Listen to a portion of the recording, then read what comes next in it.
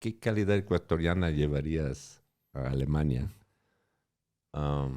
Y la mayoría dice, bueno, esta alegría de vida de los latinos.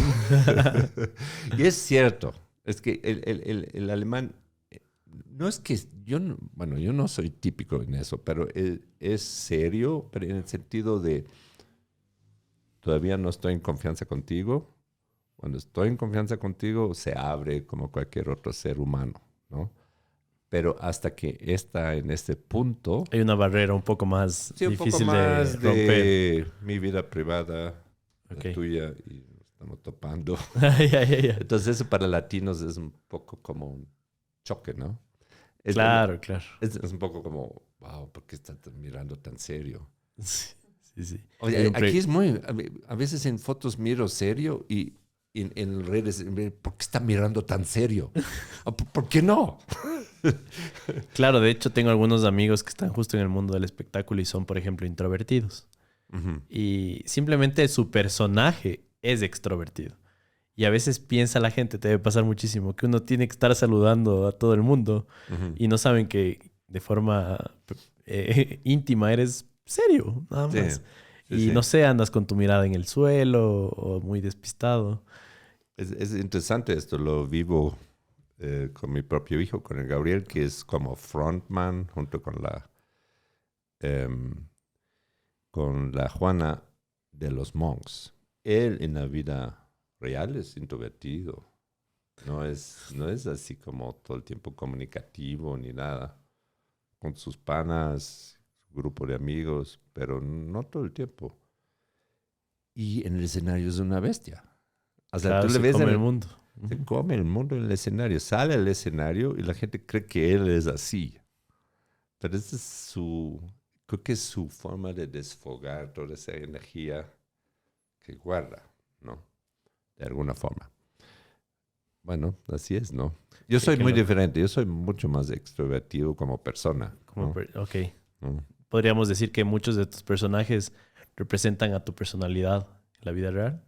Mm, depende, ¿no? Porque yo he hecho cosas serias también, como por ejemplo Hamlet, um, que ha sido como una experiencia loquísima de actuar 8 personajes de la obra Hamlet de Shakespeare con textos originales en 90 minutos, un monólogo que hice como 4 o 5 temporadas aquí en Quito y le llevé de festivales también. Y ahí tienes una gama enorme de mm, desarrollo de un personaje, ¿no? Es uno Hamlet, pero también hice de los otros, ¿no? Y con estos textos que son lindísimos y muy estimulantes los que escribe Shakespeare, ¿no? También tenía una buena traducción, porque eso es clave en Shakespeare, que la traducción de los textos es contemporánea y buena, ¿no? Um, yo creo que los cómicos son más así, los personajes que Mm, son más de comedia ujú. tienen que ver con mi espíritu de pronto de una alegría, de cierta liviandad y de estar mm, como presente en es para mí como una forma de bienestar, ¿no? Y los personajes dramáticos es también atrás de cada persona cómico, tipo Mosquito Mosquera y otros, hay una persona muy diferente, Sí, que en la sí, vida sí. real no necesariamente es así, ¿no? Que puede ser hasta triste o traumado o lo que sea. Y la comicidad y la atención que te da la comicidad digamos, cura un poco las heridas, ¿no? En ese sentido, Claro que sí. ¿no? Entonces, el público no sabe si no conoce a la persona personalmente, ¿no? Christoph, es muy bonita tu carrera. Eres un personaje, un director, productor muy reconocido aquí en el país. Pero creo que sigue siendo para muchos algo muy extraño, ¿no? El que hayas llegado acá. Al final del día, otra característica que tenemos los ecuatorianos es que solo nos la creemos cuando las cosas van bien, ¿no? Pero el resto del tiempo como que medio nos estamos quejando un poco Sí. de nuestra realidad. Entonces, al final del día, para la mayoría de ecuatorianos es bueno y que le ven a nuestro país, ¿no? Ujú, Para muchos, ¿no? No para la ujú. mayoría. No me gusta generalizar. Entonces, ¿qué pasó por tu vida para llegar acá al Ecuador? O sea, yo había ido de mochilero a México. Tenía Ok. 25 años, me quedé 4 meses en México viajando. Y solo para irnos un par de pasos más atrás, me contabas que tu perfil artístico no tiene nada que ver con tu familia, ¿no? Me No, decías que tu familia tenía carreras un poco más formales, etcétera. Entonces fuiste, por así decirlo, la oveja negra de la familia. no, mis padres me apoyaban Ah, te full. apoyaban. O sea, Chévere. estaban felices que estaba en la universidad, estudié filosofía, ciencias sobre el origen de las religiones y idioma alemán y cosas así. Y a raíz de un libro, bueno, es otra historia, me metí poco a poco en la parte teatral. Y al inicio estaban, a ver, ¿dónde está yendo? Pero el rato cuando ya vieron los primeros, hice mucho teatro político y otras obras, y siempre vinieron a ver, ¿no? A pesar, estaban en otra ciudad. Yo en Berlín, donde fui a los 19 años, y ellos estaban en Colonia, ¿no? Am, entonces, eh, a mí más esta cuestión, para adelantar un poco esto sobre lo artístico, me nació que en la universidad sentía como mucha información, me sentía como mi cabeza como lleno de cosas y no tenía medios de expresar esto, aparte de escribir los papeles que habría que escribir en la universidad, ¿no? Ujú. Entonces, cuando mi mamá iba mucho al teatro, cuando de pronto leo un libro fascinante de un director polaco, Jerzy Grotowski, que en este momento era un hito en Europa, sobre que el teatro revela las cosas que son, mm, digamos, cubiertos debajo de la superficie, ¿no? Ujú. O el teatro revela las cosas que la gente no quiere ver, por ejemplo, o que muestra qué pasa si no somos superficiales, qué hay por debajo, ¿no?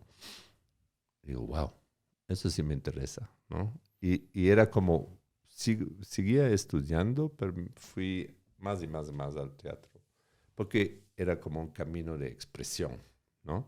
Ya, y en uno de estos talleres encuentro a Tamara Navas, una ecuatoriana que estudiaba antropología en Freiburg, venía de la Católica aquí, se fue allá, porque como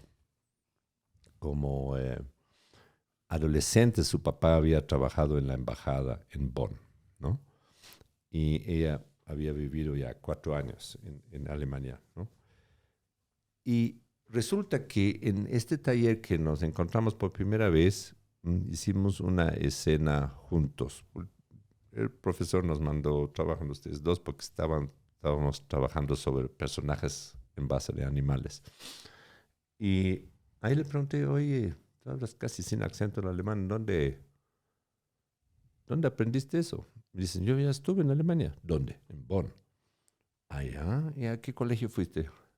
En Nucleados Cusanos. No me digas, yo estuve en el mismo colegio. Ya. Y resultó que estuvimos en el mismo colegio 4 años sin conocernos. Wow. Ella, Qué coincidencia. no, total, total. Yo, la cosa es que es un año menor y tenía que aprender alemán. Entonces estaba en otra rama del Ok. colegio. Estamos en un patio juntos de 1,000 estudiantes y no nos conocimos, pero teníamos un amigo común. Ah, sí tenían. Entonces, como, no muy amigo, pero un conocido común, digamos mejor. Y entonces ahí ya estábamos cerca y 12 años después nos conocemos y poco a poco nos enamoramos en un taller de teatro. Entonces, cuando vivíamos 3 años juntos en Berlín y cuando estaba embarazada de Gabriel, el cantante, me dijo, quisiera dar a luz en Ecuador, no sé, quisiera venir. Y yo pensaba, bueno, Ecuador es muy parecido a México, porque yo conocía México un poquito, ¿no? ¿Y esa conclusión era positiva en tu mente? O sea, Positiva. ya era algo O sea, bueno. porque me encantó. ¿Te O gustó sea, mucho? me gustó el mundo latino, de verdad. En México me encantó. Y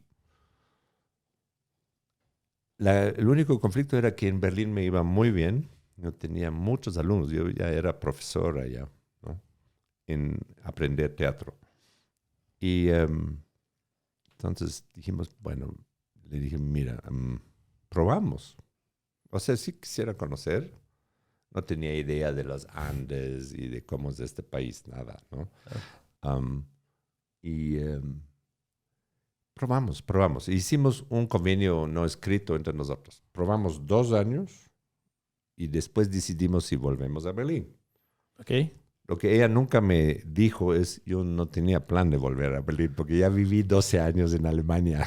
Ok. Pero eso no importa porque los primeros... Esa era la letra pequeña del contrato. Exacto, la letra pequeña, exacto. Y a los 2 años nos había ido súper bien con un contrato con entonces Cultura era regido por el Banco Central, ¿no?